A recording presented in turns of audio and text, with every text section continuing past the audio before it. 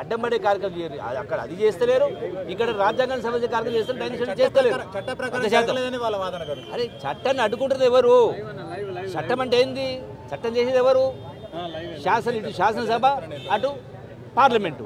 శాసనసభ చట్టం చేసినాం కదా, దాన్ని ఆమోదించాలి కదా. ఆమోదించకపోతే తప్పేవరిది? బీజేపీ ప్రభుత్వాన్ని.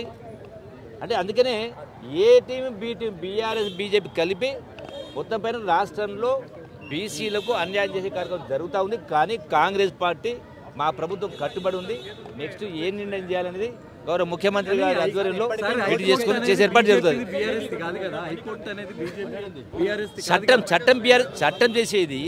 చట్టం చేసేది ఎవరు? అరే చట్టం సరియాల్సిన ఎవరు? చట్టం సరియాల్సిన ఎవరు? అరే చట్టం నో ఐఎమ్ సారీ,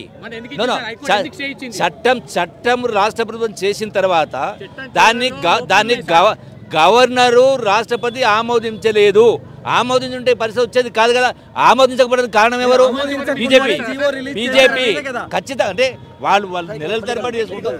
డెఫినెట్ గా ప్రజలకు మేలు జరగాలని, బీసీలకు మేలు జరగాలని చట్టం దేవుడు జరిగింది. ఆ చట్టాన్ని అనుకున్నారు కానీ అది సక్రమంగా జరగలేదనేదే కదా ప్రశ్న. సక్రమంగా చట్టం ఇప్పుడు ప్రజాస్వామ్యంలో రాజ్యాంగం ఉంది. రాజ్యాంగం ఆనాడు అంబేద్కర్ ఉన్న రాజ్యాంగం ఎందుకు రాసుకున్నాం? ప్రజలందరికీ మేలు జరగాలని. రాజ్యాంగాన్ని 100 సార్లు సవరించినాం. రాష్ట్ర దేశంలో ఏ రాష్ట్రంలో చేయని చట్టం తెలంగాణ రాష్ట్రం చేసిన తర్వాత రాజ్యాంగం సవరించాలి కదా.